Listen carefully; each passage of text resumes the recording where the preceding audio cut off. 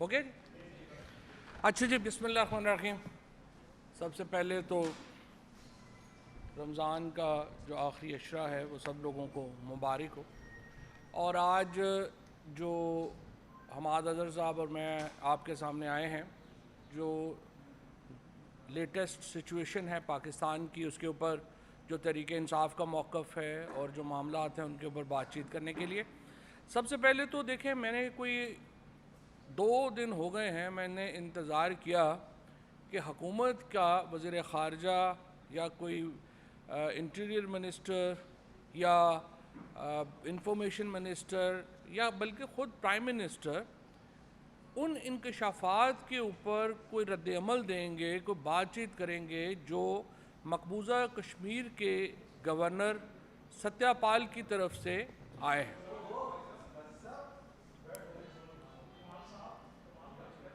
جو مقبوضہ کشمیر کے جو گورنر ہیں ستیہ پال، انہوں نے جو انکشافات کیے ہیں پلوامہ کے حوالے سے، اس کے اوپر کوئی رد عمل نہ دینا ایک حیران کن بات ہے.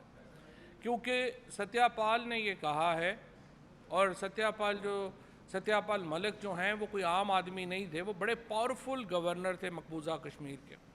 انہوں نے یہ کہا کہ یہ جو پلوامہ کا واقعہ ہوا، یہ قطعی طور کے اوپر جو انڈین ہوم منسٹری ہے یا وزارت داخلہ ہے، اس کی غلط پالیسی کی وجہ سے یہ واقعہ ہوا. اور اس کے بعد نریندر مودی اور اجیت دوول نے یہ فیصلہ کیا کہ اس کا بلیم پاکستان کے اوپر شفٹ کیا جائے گا. اتنے بڑا ان کا جو انٹرویو ہے جس کے اوپر ہندوستان کے اندر تو ایک بہت بڑی آگ لگی ہوئی ہے. میں حیران ہوں کہ جن کے اوپر بلیم شفٹ ہوا ہے وہ بات ہی نہیں کر رہے. مجھے نہیں پتا کہ شہباز شریف کی، بلاول بھٹو کی اور موجودہ حکومت کی اجیت دوول سے اور نریندر مودی سے اتنی بڑی ہوئی محبت کیا ہے. آج ہندوستان پاکستان کو سفارتی طور کے اوپر ہر جگہ تنہا کرنے میں کامیاب ہے. سری نگر کے اندر G20 کانفرنس ہو رہی ہے. سعودی عربیہ جیسا دوست ملک پاکستان کا کشمیر کے اندر بہت بڑی، یہ جو ہندوستان کے ساتھ بہت بڑی انویسٹمنٹس کرنے جو ہے وہ جا رہا ہے.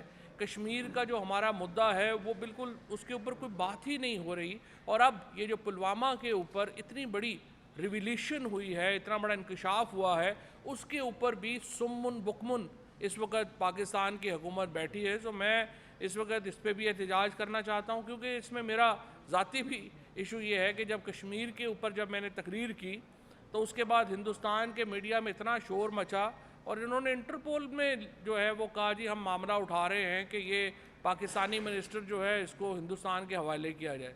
تو میں تو بڑا حیران ہوں کہ آج یہ جو پاکستان ونڈیکیٹ ہوا، پاکستان کی فوج ونڈیکیٹ ہوئی، یہ اور اس کے اوپر پاکستان میں کوئی آواز ہی نہیں ہے اور پاکستان میں کوئی بات ہی نہیں ہو رہی ہے. سو میں یہ تمام جو کنسرنڈ لوگ ہیں، جو اس میں ISPR بھی شامل ہے اور باقی جو انفارمیشن منسٹری ہے، فورن آفس ہے، آپ لوگ جو ہے اس کے اوپر کیوں بات نہیں کر رہے، اور آپ کی پوزیشن کیا ہے اس کے اوپر، انٹرویو کے اوپر، اس پہ ہمیں بتائیں. دوسری بات یہ ہے، جو کل فضل الرحمان صاحب نے اپنی پریس کانفرنس میں، باقی تو انہوں نے ادھر ادھر کی جو ہے وہ باتیں کی ہیں جن کا کوئی سر ہے نہ پیر ہے، وہ تو اتنی امپورٹنٹ نہیں ہے. وہ کہتے ہیں میں عمران خان کو نہیں مانتا، یہ نہیں مانتا. آپ کی حیثیت کیا ہے؟ آپ ایک صوبائی پارٹی ہیں، ایک چھوٹی ساری آپ ڈویژن کے اندر آپ کی 5-6 سیٹیں آتی ہیں. اس وقت بھی JUI کی میرے خیال کو 3-4 سیٹیں ہیں. اپنے قد کے مطابق بات کرنی چاہیے. آپ کی حیثیت نہیں ہے کہ آپ عمران خان کو کہہ سکیں کہ وہ پولیٹیکلی ریلیونٹ ہیں یا ریلیونٹ ہیں. آپ خود ایک نیش کے پولیٹیشین ہیں. آپ نے کچھ لوگوں کو خیبر پختونخوا کے کچھ حلقوں میں لوگ بیوقوف بنتے ہوں گے آپ کی باتوں سے. اوورآل تو دیکھیے آپ ایک نیشنل لیڈر نہیں ہیں. فضل الرحمان کی کوئی حیثیت نہیں ہے، نہ ہی کوئی نیشنل حیثیت ہے، نہ ہی ان کی کوئی جو ہے وہ پاکستان کی سیاست میں کوئی وہ ایسا نام ہے کہ جس کے بغیر معاملہ جو ہے وہ آگے نہیں چلنا. انہوں نے لیکن جو سب سے اہم بات کی، انہوں نے کہا کہ ان سے وعدہ کیا گیا تھا جنرل باجوہ صاحب کی طرف سے، جنرل فیض صاحب کی طرف سے دھرنے میں، کہ وہ عمران خان کا تختہ الٹ دیں گے، یعنی نئے الیکشن کی طرف جو ہیں وہ جائیں گے. اب یہ بڑا سنگین ایلیگیشن ہے، اس طرح کی باتیں میڈیا میں آ تو رہی تھی، یہ گفتگو آ تو رہی تھی میڈیا میں کہ جو دھرنا دیا گیا تھا فضل الرحمان کی طرف سے اس کو اسٹیبلشمنٹ کی بیکنگ حاصل تھی، اسی طرح سے جو ٹی ایل پی کے دھرنے ہیں ان کو اسٹیبلشمنٹ کی بیکنگ حاصل تھی، لیکن اب فضل الرحمان کی طرف سے یہ انکشاف ہونا بڑی اہمیت کا حامل ہے، اور میں یہ سمجھتا ہوں کہ اس کے اوپر اب تحقیقات کی ضرورت ہے، اور فضل الرحمان صاحب نے چونکہ نام لیے ہیں اور انہوں نے کہا ہے کہ کن لوگوں سے ان کی گفتگو ہوئی تھی، بات چیت ہوئی تھی، اس کے اوپر اب ایک فارمل کمیشن بننا چاہیے، کیونکہ یہ جو معاملہ ہے کہ ہر وقت پاکستان میں اسٹیبلشمنٹ کا یہ کردار ہو کہ وہ حکومتوں کو لاتی اور بھیجتی رہے، پاکستان آگے جا ہی نہیں سکتا۔ جو ہم دیکھ رہے ہیں 75 سالوں میں جو اس وقت پاکستان کے حالات ہوئے ہیں وہ انہی وجوہات سے ہوئے ہیں، اور یہ ایلیگیشن فضل الرحمان صاحب کا بہت سنگین ہے، اور اس کے اوپر بہت اہم ہے کہ ایک کمیشن بنا کے اس کے اوپر دیکھا جائے کہ یہ جو دھرنے ہوئے یا جو معاملات ہوئے وہ کس طرح سے ان کو کس نے یقین دہانی کرائی، کون کون لوگ جو تھے وہ اس میں ملوث تھے، اور اس کے مطابق جو ہے وہ آگے چلا جائے۔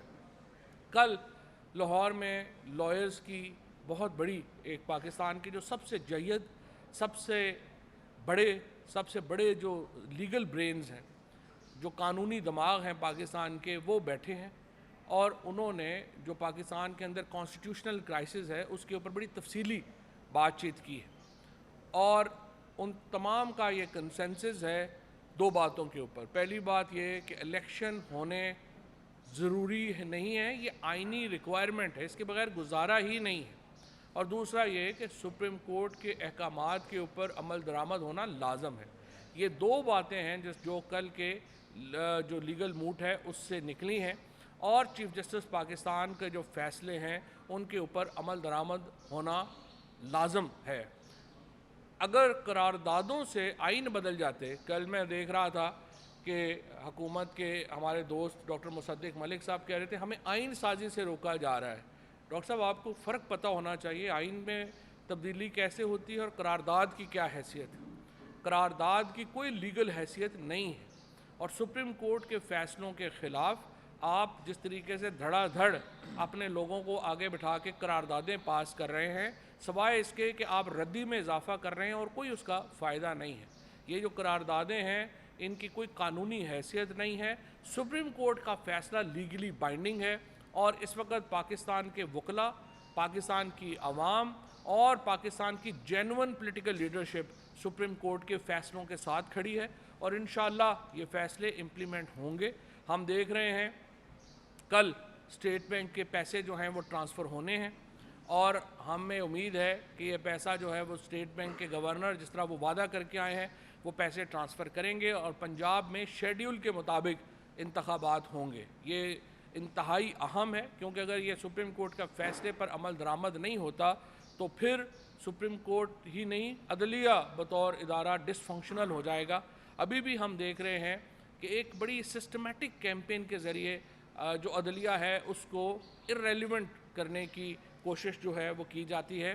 مثلاً آپ دیکھیے کہ اسلام آباد ہائی کورٹ نے پہلے حکم دیا کہ یہاں لوکل گورنمنٹ الیکشن کروائے جائیں، ان کے اوپر عمل درآمد نہیں ہوا۔ پھر اس کے بعد آپ دیکھتے ہیں حسان نیازی، علی امین گنڈا پور، ان کی ضمانتیں ہوئیں اور اس ضمانتوں کے باوجود ان کو اٹھا کے لے گئے۔ پھر علی امین گنڈا پور کا اسلام آباد ہائی کورٹ نے حکم دیا کہ ان کو اسلام آباد کی حدود سے باہر نہ لے جایا جائے، ان کو اٹھا کے بھکر جو ہے وہ لے گئے۔ جو فیصلے ہو رہے ہیں عدالتوں کے ان کو سسٹمیٹک طریقے سے باقاعدہ ایک سوچ سمجھ کر ان کو ارریلیونٹ کیا جا رہا ہے کہ ان کے اوپر عمل درآمد مرضی کا فیصلہ ہوگا تو ہم عمل درآمد کریں گے، مرضی کا نہیں ہوگا تو ہم عمل درآمد نہیں کریں گے۔ اس کے نتیجے میں پوری جوڈیشری بیٹھ جائے گی اگر اب سپریم کورٹ کے فیصلے کے اوپر عمل درآمد نہیں ہوتا۔ ہم دیکھ رہے ہیں ججز کی فیملیز کے اوپر، ججز کے اوپر جس طرح سے کیمپین بنائی جاتی ہے۔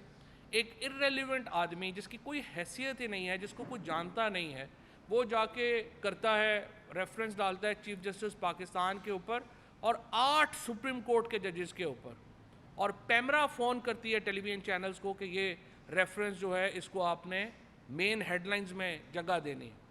اس وقت جو پی ٹی اے ہے وہ سوشل میڈیا کے اوپر جوڈیشری کے خلاف کیمپین کو لیڈ کر رہی ہے، اور الیکٹرانک میڈیا کے اوپر اس وقت جو پیمرا ہے وہ اس کیمپین کو لیڈ کر رہی ہے. تو جوڈیشری کو ایک چیز اور دیکھنی چاہیے.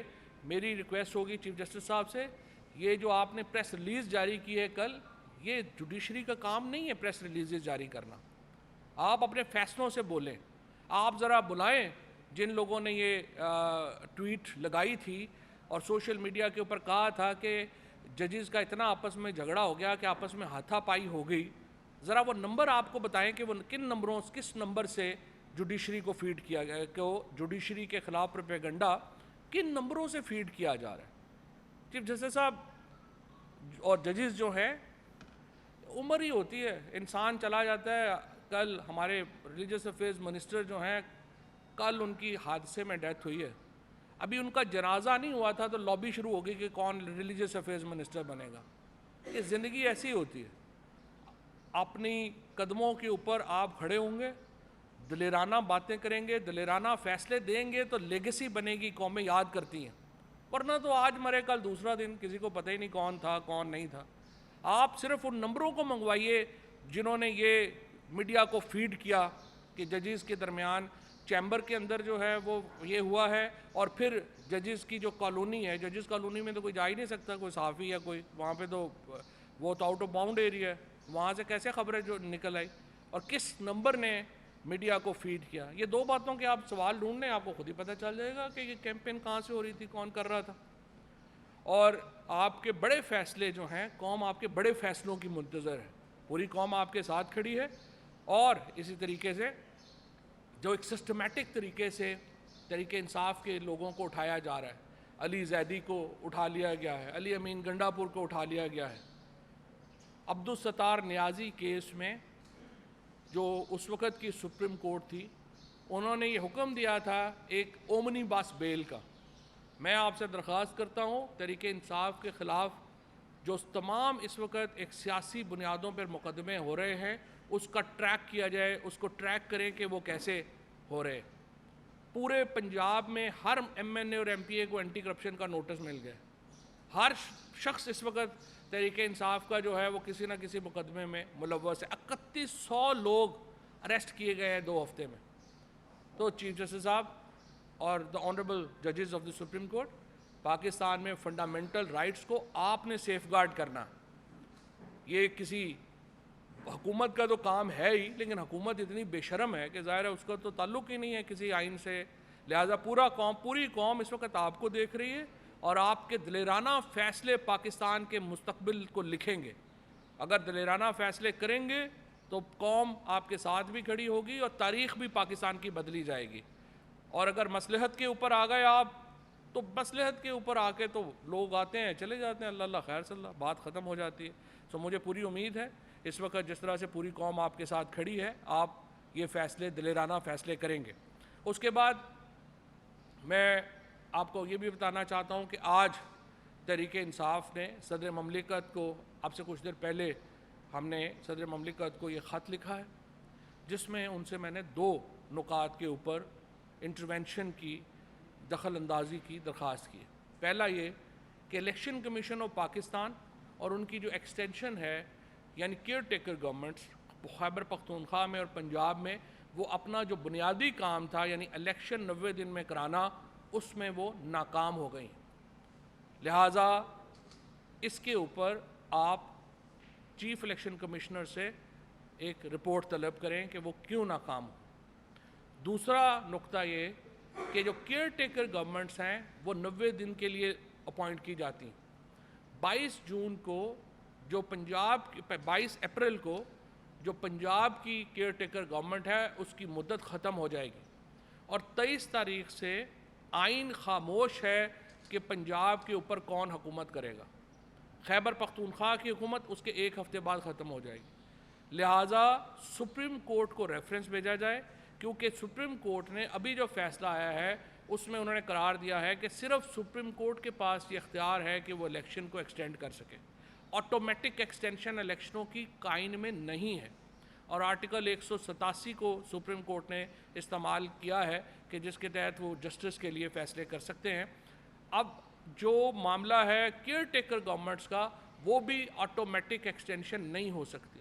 سپریم کورٹ آف پاکستان ان لوگوں کو گھر بھیجے اور ایک ایڈمنسٹریٹرز مقرر کیے جائیں جو کہ حاضر سروس جج بھی ہو سکتا ہے اور ریٹائرڈ جج بھی ہو سکتا ہے, جو 22 کے بعد پنجاب اور خیبر پختونخوا کے معاملات کو سنبھالیں اور صرف الیکشن کی طرف جو پروسیس ہے اس کو ریگولیٹ کریں.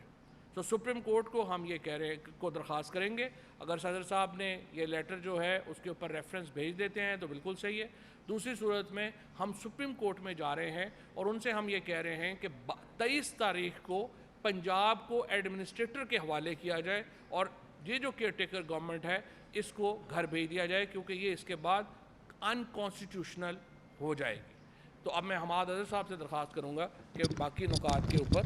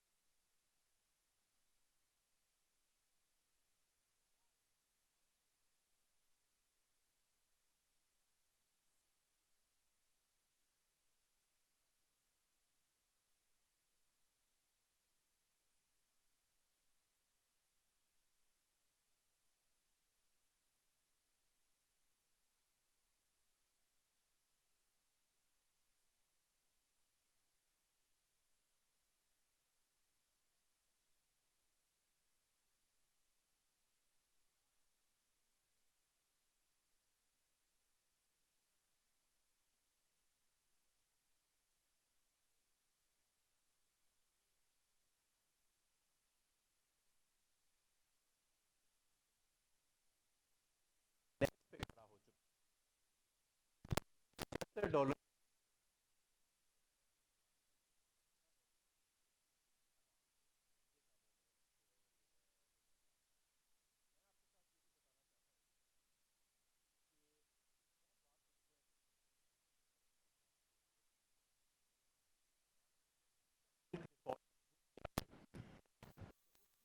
اور ایک وجہ ہے, اور وہ وجہ یہ ہے کہ ڈیفالٹ کے بعد جو صورتحال پیدا ہونی تھی وہ پہلے پیدا کر کے ڈیفالٹ کو زبردستی روکا جا رہا ہے. یعنی ڈیفالٹ کے بعد عموماً ملکوں کے اندر ایلسیاں نہیں کھلتیں, امپورٹ کی کے لیے ڈالرز مہیا نہیں ہوتے پرائیویٹ سیکٹر کو یا ایون گورنمنٹ سیکٹر کو, اور وہ چیز پہلے آلریڈی جو ہے وہ نافذ العمل ہو چکی ہے. اور یہ ایسا ہی ہے کہ کسی کے ہاتھ میں اگر درد ہو رہی ہو تو آپ بجائے کہ ڈاکٹر اس کے ہاتھ کا علاج کرے اس کا ہاتھ ہی کاٹ دے اور کہے کہ میں نے درد جو ہے وہ ختم کر دی ہے. یہی بالکل پاکستان کے ساتھ اس وقت ہو رہا ہے کہ امپورٹ روک کے, کیپٹل کنٹرولز کر کے, آؤٹ ورڈ پیمنٹس روک کے, کاروبار زندگی کو ختم کر کے, بے روزگاری پیدا کر کے 40 لاکھ لوگ آلریڈی پاورٹی کی لکیر سے نیچے چلے گئے ہیں, غربت کی لکیر سے, اور ہر ہفتے لاکھوں لوگ مزید جا رہے ہیں. یہ سارے حالات پیدا کر کے تو ملک کو ڈیفالٹ سے روکا جا رہا ہے. تو میری عرض صرف یہ ہے کہ کیونکہ یہ لوگ آئے تو نہیں تھے کسی منتخب طریقے سے, ان کو لایا گیا تھا اور یہ حکومت اب چل بھی نہیں رہی, اسے چلایا جا رہا ہے, تو لہٰذا یہ ملک کے ساتھ کوئی حب الوطنی نہیں ہے کہ جو اس ٹولے کو جس سے نہ کام ہو رہا ہے نہ حکمرانی ہو رہی ہے کہ اس کو اب بیساکھیوں کے ذریعے کھڑا کیا جائے اور عوام کے اوپر مزید بوجھ ڈالا جائے صرف چند لوگوں کی ضد کی خاطر یا 2 گھروں کے سرمایے کی خاطر اور 2 گھرانوں کے اقتدار کی خاطر. دوسری بات یہ کہ پاکستان کی معیشت جو عمران خان صاحب کے وقت میں 6% پہ بڑھ رہی تھی, آج ورلڈ بینک کہہ رہا ہے کہ 0.4% پہ. پاکستان تحریک انصاف کے جو معاشی ماہرین ہیں ان کے مطابق اس سال ہم منفی گروتھ میں جائیں گے. اب یہ منفی ½ ہوتی ہے, 1% ہوتی ہے, لیکن یہ بہت ایک سنگین بات ہے. اس کی وجہ یہ ہے کہ جنگوں کے ادوار میں بھی, وبا کے ادوار میں بھی ہم منفی گروتھ میں ایز سچ کبھی نہیں گئے. تھوڑا سا 1 سال صرف آیا تھا جس کے اندر کرونا کے دوران منفی, وہ بھی پوائنٹ سم تھنگ تھا, اور اگلے سال اتنا ہی زیادہ ہمیں گروتھ جو ہے وہ نظر آ گئی 4.5% اور پھر 6% پہ ہم چلے گئے. تو یہ 11 ماہ میں جس دوران کوئی پاکستان کے اندر ایسی آفت نہیں ٹوٹی سوائے رجیم چینج آپریشن کے, پاکستان کی معیشت جو ہے وہ منفی گروتھ میں جا رہی ہے. کاروبار بند پڑے ہیں, لاکھوں کروڑوں لوگ بے روزگار ہیں. 40 لاکھ لوگوں کا تو ورلڈ بینک نے ڈیٹا دے دیا ہے کہ یہ غربت کی لکیر سے نیچے 12 ماہ میں چلے گئے ہیں, لیکن ہر ہفتے اب مزید لاکھوں لوگ جو ہیں وہ غربت کی لکیر سے نیچے جا رہے ہیں. ایسے زیادہ دیر معاملات نہیں چل سکتے. ہمارے ملک کے اندر کبھی ایسے حالات پہلے دیکھنے میں نہیں آئے جو آج دیکھنے میں ہمیں مل رہے ہیں. اور یہ بھی میں آپ کو بتاؤں کہ یہ سارا کچھ ان نیسیسری اور اوائڈیبل تھا, یعنی کہ یہ جو بحران آیا ہے اس کا کوئی جواز نہیں تھا. یہ صرف اور صرف رجیم چینج کے بعد پہلے مفتاح صاحب کی یہ ضد تھی کہ آئی ایم ایف پہ نہیں جانا, حکومت کرنی ہے نہیں کرنی, اور اس کے بعد جب اسحاق ڈار صاحب آئے تو انہوں نے جو اپنے روپی کو فکس کرنے کی کوشش کی, پھر روپی فکس بھی نہیں ہوا اور آئی ایم ایف کو بھی اپنے سے بہت دور کر لیا. تو یہ سارا کا سارا جو 12 ماہ کے اندر مسئلہ آیا ہے یہ اس کی وجہ سے. اب میں کچھ تھوڑا سا ایک بات بڑے ضروری مرحلے پہ کرنا چاہوں گا, وہ ہے الیکشن کمیشن آف پاکستان کے اوپر جو 20 ارب روپے کے فنڈز ہیں. 20 ارب روپے کے فنڈز کا مطلب کیا ہے؟ اس سال وفاقی حکومت اور تمام صوبائی حکومتیں اور دونوں اکائیاں پاکستان میں 20,000 ارب روپیہ خرچیں گی. صرف مارچ کے ماہ کے اندر 70 ارب روپیہ پی ڈی ایم کے جو پارلیمنٹیرینز ہیں ان کو ایشو کیا گیا ہے. اور میں آپ کو یہ بھی بتاؤں کہ پی پی پی کے اندر جو سندھ میں ریٹ ہے وہ کمیشن کا کک بیک کا 40% ہے ان فنڈز کے اوپر, اور پنجاب میں جو پی ڈی ایم ہے ان کا 20% ہے. تو آدھا پیسہ تو آپ سمجھ لیں کہ یہ ویسے ضائع ہو گیا. 30-35 ارب تو ان کی جیبوں میں چلا جائے گا جن چوروں کو ہم پہ مسلط کیا گیا. 70 ارب روپیہ مارچ میں ایشو کیا گیا, اور پورے یہ جو 12 ماہ یہ جو فسکل ایئر ہمارا گزرا ہے 20,000 ارب روپیہ وفاقی اور صوبائی حکومتیں جو ہیں وہ خرچ کریں گی. لیکن ان کے پاس 20 ارب روپے پاکستان میں آئین کی پاسداری اور جمہوریت کو برقرار رکھنے کے لیے نہیں ہے. میں آپ کو ایک اور بات یہ بھی بتانا چاہتا ہوں, ہمارا اس سال خسارہ 6,000 ارب ہوگا اور 7,000 ارب سے زیادہ ایف بی آر جو ہے وہ ٹیکس جو ہے وہ کلیکٹ کرے گا. الیکشن کمیشن کے فنڈز ایک چارجڈ ایکسپینڈیچر ہے آرٹیکل 81 کے نیچے, یعنی کچھ ایسے فنڈز ہوتے ہیں جیسے سپریم کورٹ کے ججز کی سیلری ہوتی ہے, آڈیٹر جنرل کی, اٹارنی جنرل کی, صدر پاکستان کی تنخواہ ہوتی ہے اور خرچہ ہوتا ہے. الیکشن کمیشن کا تمام ایڈمنسٹریٹو ایکسپینس آرٹیکل 81 کے نیچے وہ چارج ایکسپینڈیچر ہے, اس کے اوپر پارلیمنٹ کے اندر ووٹنگ نہیں ہوتی. یہ ایسا کیوں کیا گیا؟ یہ اس لیے کیا گیا کہ کوئی بھی ورنہ تو پارلیمنٹ اور اسمبلی وجود میں آئے اور وہ فنڈز روک کے اپنے اقتدار کو لامحدود کر سکتی ہے. اس لیے جب آئین بنا تو جو آئین بنانے والے تھے انہوں نے اس چیز کے بارے میں پہلے سوچ رکھا تھا. تو آرٹیکل 81 کے تحت یہ چارج ایکسپینڈیچر ہے, اور آرٹیکل 81 کے تحت ہی سپریم کورٹ یا کوئی بھی ٹریبیونل کے حکم کے نتیجے میں جو رقوم مختص کی جاتی ہیں حکومت پاکستان کے اوپر, جو ڈیمانڈ کریٹ کی جاتی ہے, اس پر بھی پارلیمنٹ میں ووٹنگ نہیں ہوتی. تو یہ 20 ارب روپے کا ہمیں مذاق نہ سنائیں.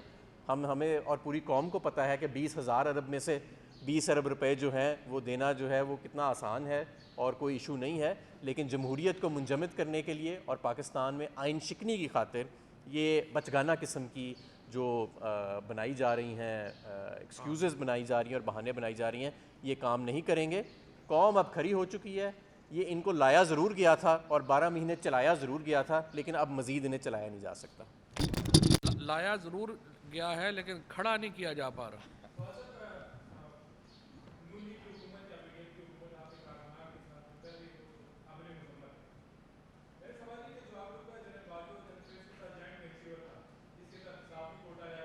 کون سے صحافی کو اٹھایا گیا؟ یہ کس نے کہا کہ اٹھایا گیا؟ کس نے کہا اٹھایا گیا؟ ہمارے دور میں تو ایسا کوئی واقعہ نہیں ہوا. 3 کرمنل واقعات ہوئے. ہمارے کس وزیر نے آ کے کہا کہ ہم نے اٹھایا؟ دیکھیں, فالس پیرلل نہ ڈرا کیا کریں. یہ جو آپ آ جاتے ہیں نا, نہیں سوال نہیں. پہلی بات یہ ہے کہ فیکٹس کلیئر ہونے چاہیے, فیکٹس غلط نہیں ہونے چاہیے. پاکستان کی تاریخ میں جو اب ہو رہا ہے یہ تو کبھی ہوا ہی نہیں. اس کی وجہ یہ ہے کہ کسی منسٹر نے آ کے پریس کانفرنس نہیں کی اور فخر سے نہیں بتایا کہ ہاں ہم اٹھا رہے ہیں بلاسفمی کیسز میں, ٹیررزم کے کیسز میں. یہ جو آپ نے 2 واقعات لے کے پوری دنیا میں پی ڈی ایم اور یہ ان کے کچھ لاڈلے پھرتے ہیں, وہ کرائم تھے. ان کی انویسٹیگیشن ہم نے کروائی. آپ ان کو کہیں کھڑے ہوں, اب کیوں ادھر جا کے مل گئے ہیں؟ کھڑے ہوں, بتائیں کس نے کیا ہے, پریس کانفرنس کر کے بتائیں نا جس نے کیا ہے, پرچہ کرائیں آ کے. کیوں نہیں کرا رہے؟ آپ تو پتہ چل گیا نا کس نے کرایا ہے, تو بتائیں آ کے پرچہ کرائیں. یہ فیکٹس نہ غلط بیان کریں, اس کو فالس پیرلل کہتے ہیں انگریزی میں. اچھا اب آپ سوال بتائیے, سوال بتائیں. جی ہماری حکومت کے اندر روزانہ سینکڑوں کرائم ہوتے ہیں, اب بھی روزانہ سینکڑوں کرائم ہو رہے ہیں, حکومت نہیں کر رہی. جی یہ تو بتائیں نا, آ کے اس نے پرچہ کرانا ہے, میں نے تو نہیں کرانا. خود کیوں نہیں بولتا کھل کے؟ بتائے نا اس کو, کہیں پرچہ کرائے جا کے. آپ وکیل نہ بنے, بڑے جاتی ہے. ہم نے بھی مذمت کی تھی, آپ کو یاد ہوگا.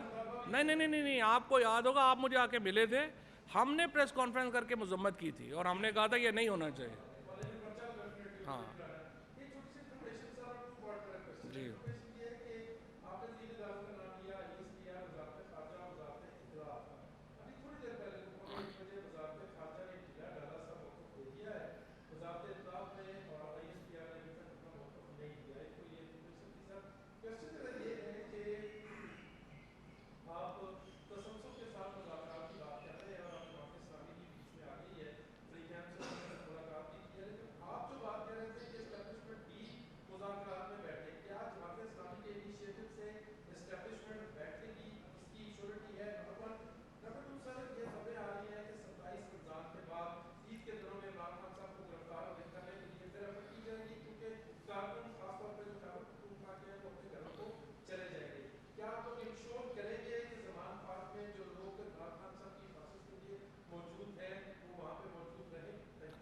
دیکھیں, پہلی بات تو جو ہے مذاکرات کے اوپر, اگر جس طرح ابھی حماد اظہر صاحب نے آپ کے سامنے جو رکھے ہیں اکانومی کے جو فیکٹس رکھے ہیں, اگر پاکستان کے مسائل کا صرف یہی حل ہے کہ پاکستان میں آپ نے 4,000 5,000 پی ٹی آئی کے لوگوں کو اٹھا کے جیل میں ڈال دینا ہے اور اس سے مہنگائی کم ہو جائے گی, عمران خان کو گرفتار کرنے سے پاکستان کی مہنگائی کم ہو جائے گی, معاشی مسئلے حل ہو جائیں گے, تو ہمیں ویسے بلا لیں, ہم ویسے گرفتاریاں دیں. ہم تو پہلے جو ہے ہم نے جیل بھرو تحریک شروع کی ہے, ہمیں آپ بلا لیں, ہم ویسے گرفتاریاں دے دیتے ہیں.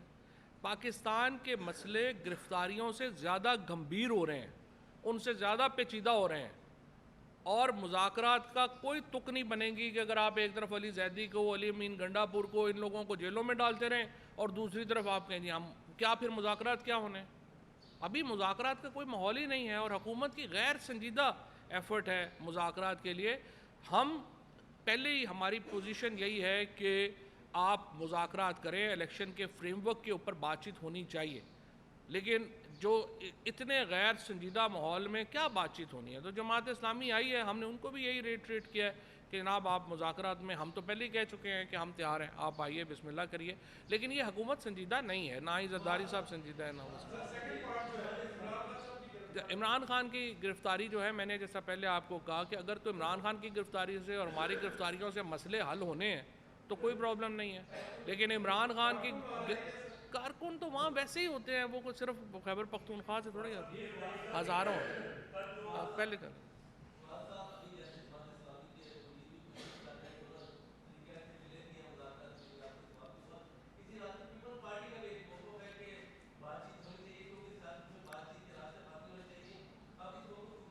پیپلز پارٹی نے ایک دن پہلے یہ موقف لیا اور اگلے دن علی زیدی کو کراچی میں ریسٹ کر لیا, تو یا تو اسی لیے تو میں کہہ رہا ہوں, جو اسٹیبلشمنٹ بیٹھے فیصلے, جنہوں نے جو فیصلے کرنے ہیں, یہ بیچارے تو ویسے ہی سائڈ پہ بیٹھے دہی کھا رہے ہیں, پیپلز پارٹی نون والے, ان کو کیا پتہ ہے کیا کرنا ہے. آ جائیں, بات کریں, تینوں بیٹھے, اسٹیبلشمنٹ اور اپوزیشن اور گورنمنٹ بیٹھے, رول آف دا گیم بنا لیں.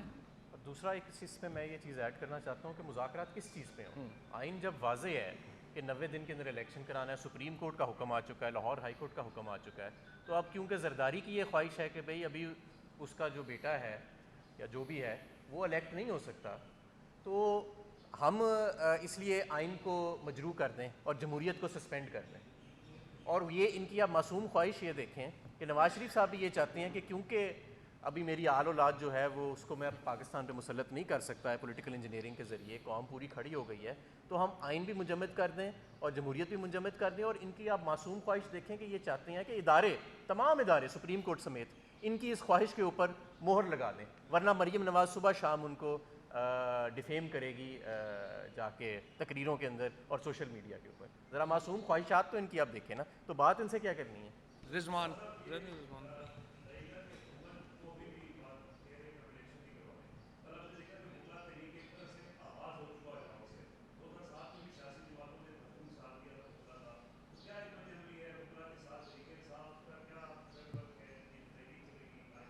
نہیں, ہم وکلا کے ساتھ کھڑے ہیں, سپریم کورٹ کے ساتھ کھڑے ہیں, کانسٹیٹیوشن کے ساتھ کھڑے ہیں, اور وکلا نے کل پاکستان کے سارے ہی صف اول کے وکلا نے یہ فیصلہ کیا ہے. انشاءاللہ تعالیٰ وہ جو بھی لائے عمل اس کا وہ بنائیں گے, ہم انشاءاللہ اس کے پیچھے کھڑے ہوں گے. سپریم کورٹ کی آخری امید ہے پاکستان میں جمہوریت کی. اس وقت جو پاکستان میں جمہوریت جس دھاگے سے صرف جو ہے وہ آپ سمجھیے کہ وہ باقی ہے, وہ سپریم کورٹ ہے. سپریم کورٹ یہاں پہ گر گئی تو سارا جمہوریت تو ختم ہو گئی. اسی لیے چیف جسٹس اور سپریم کورٹ کے ججز جو ہیں ان کے ساتھ کھڑا ہونا ہر پاکستانی کا فرض ہے جو اپنے رائٹس کو سمجھتا ہے اور آئین کو سمجھتا ہے.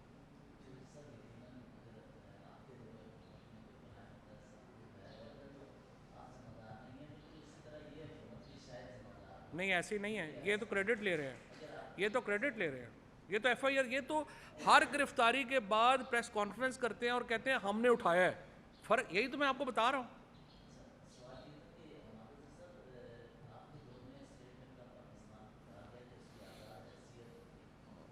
سپریم کورٹ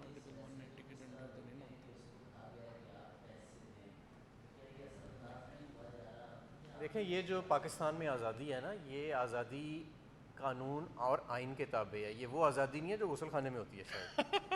یہ اس کا مطلب یہ نہیں ہے کہ اگر کوئی آزاد ہے تو وہ جو مرضی کرتا پھرے.